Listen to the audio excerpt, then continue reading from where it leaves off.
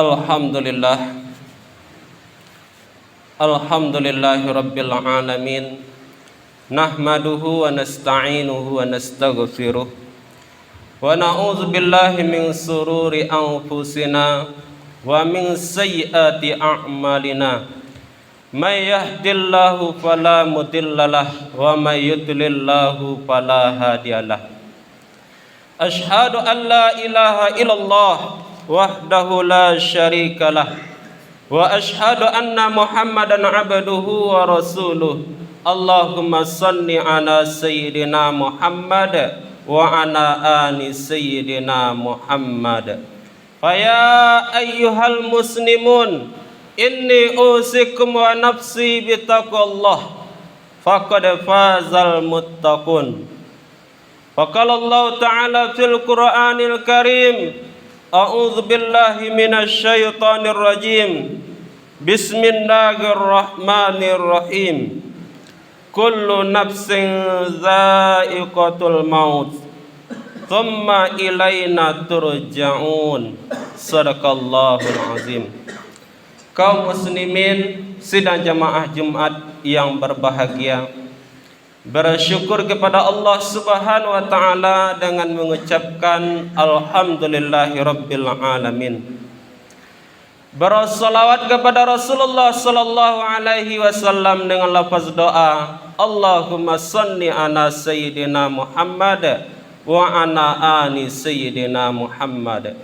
Kaum muslimin yang berbahagia, khatib tidak bosan-bosannya mengajak diri ini dan segenap jamaah Jumat, marilah kita bersama-sama meningkatkan kualitas iman dan takwa kita. Al-imtithalu awamirillah wajtinabun nawahi, menjunjung tinggi perintah-perintah Allah dan menjauhi apa yang dilarang oleh Allah Subhanahu wa taala.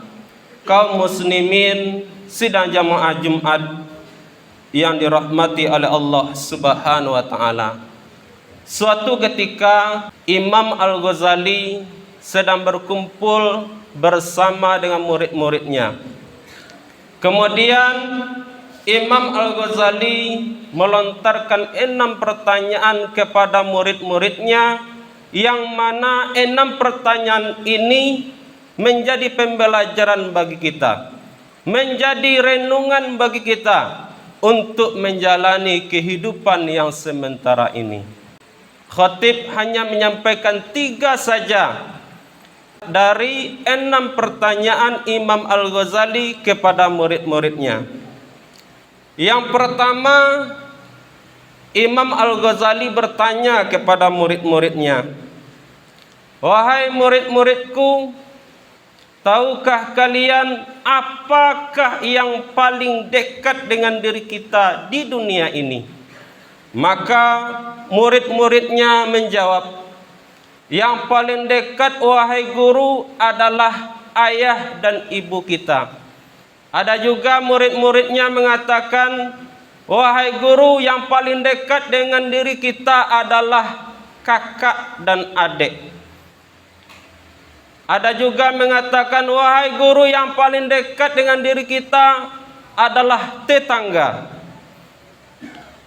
Ada juga yang mengatakan yang paling dekat dengan diri kita adalah kawan dekat, sahabat karib. Kemudian Imam Al-Ghazali menjelaskan, wahai murid-muridku, apa yang kalian jawab adalah benar.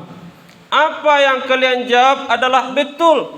Akan tetapi bukan itu yang aku maksud. Ketahuilah wahai murid-muridku, yang paling dekat dengan diri kita di dunia ini adalah kematian. Kenapa? Karena kematian itu adalah suatu hal yang pasti akan terjadi pada setiap manusia. Allah Subhanahu wa taala berfirman di dalam Al-Qur'an, kullu nafsin za'iqatul maut. Setiap yang bernyawa, setiap yang bernafas, setiap yang memiliki jiwa pasti akan merasakan kematian. Dan kematian tidak memandang umur. Ba'a kecil orang Minang bumbang jatuh, kelapu jatuh, tua jatuh. Ketek meninggal, muda meninggal, tua pun meninggal. Dan kematian itu adalah rahasia Allah. Tidak ada seorang pun yang mengetahui. Ada 3 rahasia kematian. Yang pertama, kita tidak tahu kapan kita akan dimatikan. Tidak ada seorang pun yang mengetahui. Kedua, kita tidak tahu di mana kita akan dimatikan. Kita orang pisang hutan, bisa jadi matinya di kampung orang lain. Tidak ada yang tahu di mana kita akan dimatikan. Yang ketiga, kita tidak tahu apa penyebab kita dimatikan oleh Allah Subhanahu wa taala. Apakah kita sedang beribadah kepada Allah atau sebaliknya sedang berbuat kemaksiatan. Kalau kita yakin dan seyakin-yakinnya bahwa mati itu akan datang kepada kita, maka persiapkan amal. Ingin kita mati dalam keadaan baik, maka sering-seringlah berbuat kebaikan. Ingin kita mati dalam keadaan berzikir kepada Allah, ingat kepada Allah, maka sering-seringlah berzikir, mengingat Allah Subhanahu wa taala. Nabi mengatakan, "Man kana akhirul kalam la ilaha illallah dakhalal jannah." Siapa yang di akhir perkataannya ketika ajal menjemput mengucapkan la ilaha illallah dakhalal jannah, masuk ke dalam surga. Kaum muslimin sidang jamaah Jumat rahimakumullah.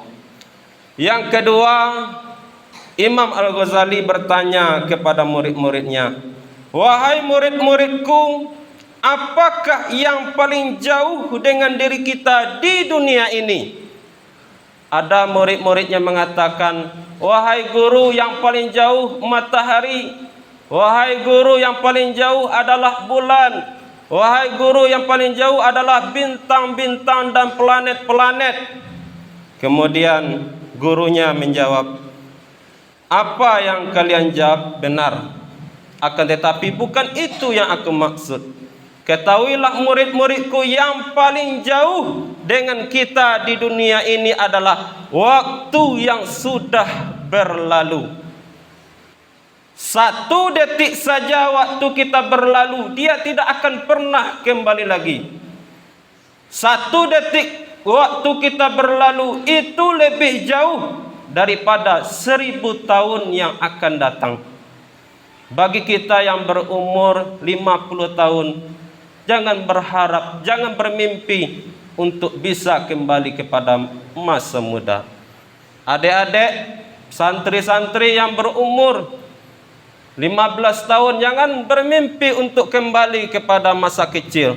Karena waktu yang kita lalui tidak akan pernah kembali lagi.